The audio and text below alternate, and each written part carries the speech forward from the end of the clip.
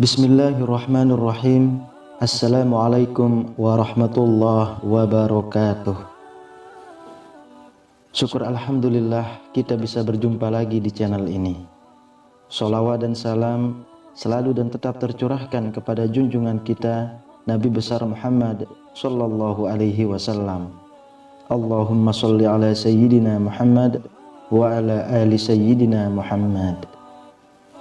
Harapan dan doa saya, semoga saudaraku semuanya yang menonton video ini selalu diberikan kesehatan, dilapangkan rezekinya, diampuni dosa-dosanya, dan dipanjangkan umurnya. Amin ya rabbal alamin. Sahabat beriman yang dirahmati Allah, sebagai seorang muslim yang beriman, sudah barang tentu jika kita harus menjalankan semua perintah dan kewajiban yang telah diberikan Allah kepada kita, seperti kewajiban sholat fardu 5 waktu, puasa di bulan Ramadan, membayar zakat, dan haji jika kita mampu. Itu adalah beberapa dari kewajiban yang harus ditunaikan oleh setiap mukmin yang taat. Tetapi selain ibadah fardu, alangkah baiknya jika kita juga menambahkan dalam keseharian kita amalan-amalan sunnah Rasulullah Shallallahu Alaihi Wasallam, sebagaimana yang telah beliau lakukan semasa hidupnya. Amalan sunnah inilah yang nantinya akan menambah timbangan amal perbuatan kita kelak. Sayangnya, ada banyak sekali amalan-amalan sunnah Rasulullah yang kini tidak kita kerjakan, atau bahkan mungkin sebagian dari kita telah melupakannya.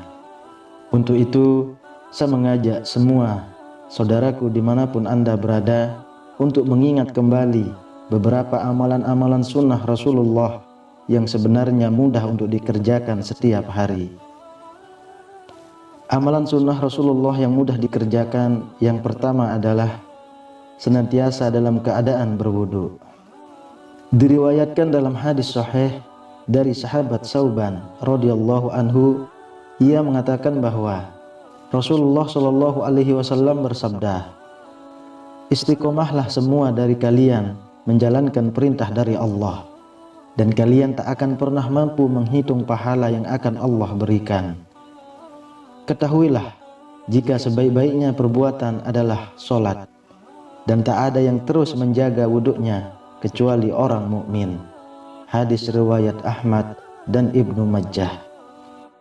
Dari riwayat hadis di atas sudah bisa kita ketahui tentang begitu besarnya keutamaan seseorang yang senantiasa menjaga dirinya dalam keadaan berwudu. Kenapa demikian? Karena secara logika saja, orang-orang yang mendawamkan wuduknya otomatis akan selalu menjaga jiwa dan raganya untuk tidak melakukan perbuatan yang berdosa atau diharamkan, karena takut wuduknya akan batal. Amalan sunnah Rasulullah yang satu ini memang terlihat seperti sangat mudah untuk dikerjakan, tapi pada prakteknya sangat sedikit orang yang sabar dan mampu melaksanakan amalan tersebut seperti yang telah disunnahkan oleh junjungan kita Rasulullah Shallallahu Alaihi Wasallam.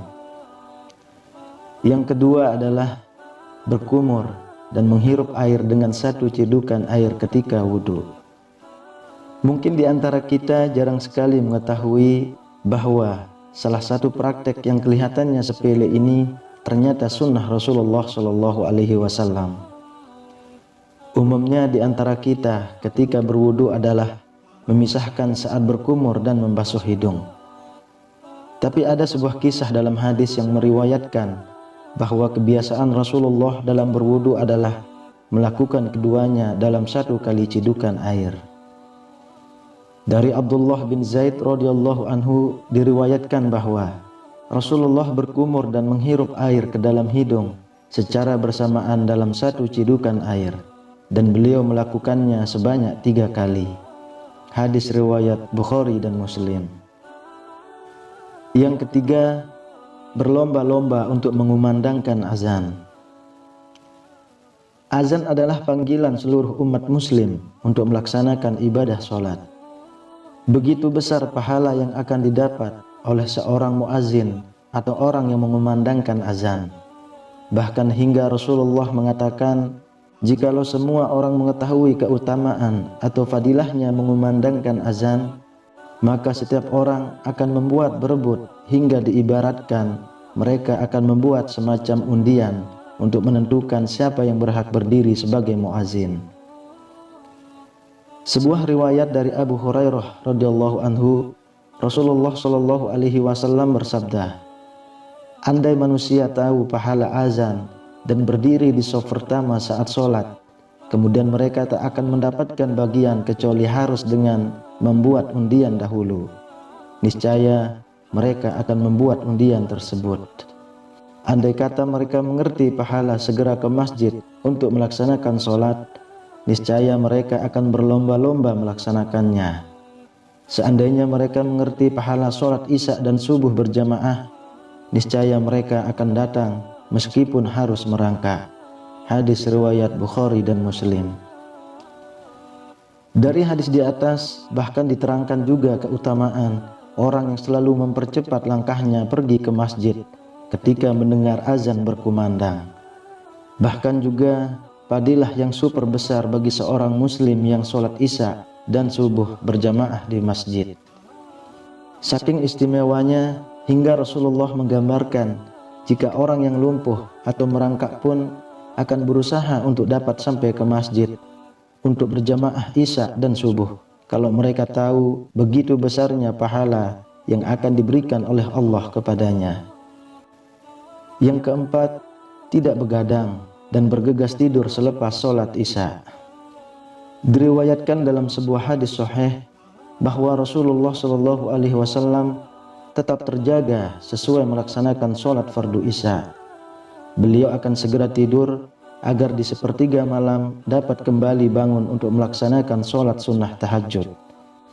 Meskipun Rasulullah juga pernah begadang, tapi itu sangat jarang dilakukan, melainkan jika ada suatu kewajiban yang harus beliau laksanakan.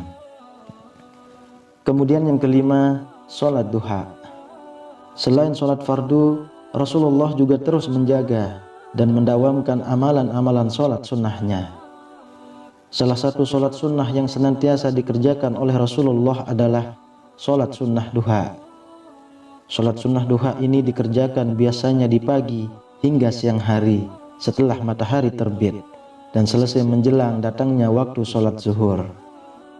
Rasulullah Shallallahu Alaihi Wasallam bersabda, sholat duha itu mendatangkan rezeki dan menolak kemiskinan, dan tak ada yang memelihara sholat kecuali orang-orang yang bertaubat. Hadis riwayat Tirmizi. Yang keenam, sholat tahajud. Selain sholat duha, sholat tahajud adalah salah satu amalan sunnah Rasulullah yang tak pernah beliau tinggalkan. Inilah alasan mengapa beliau selalu tidur selepas isya.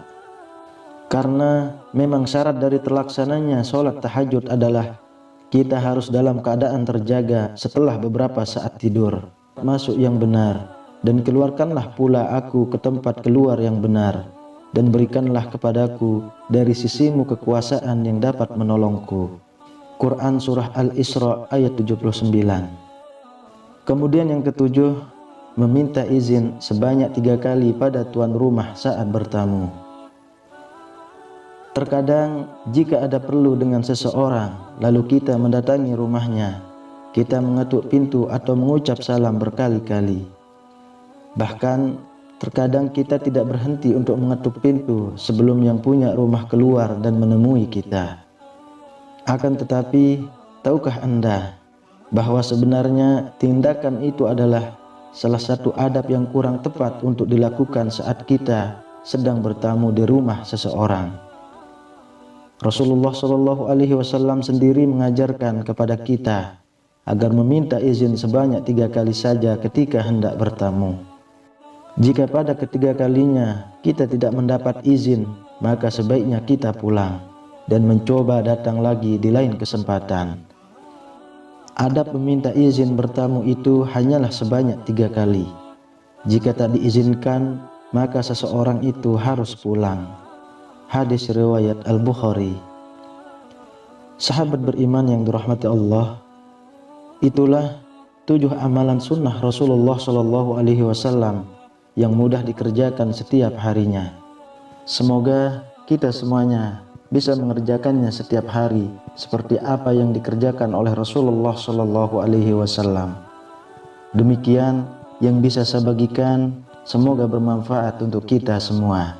Amin ya rabbal alamin.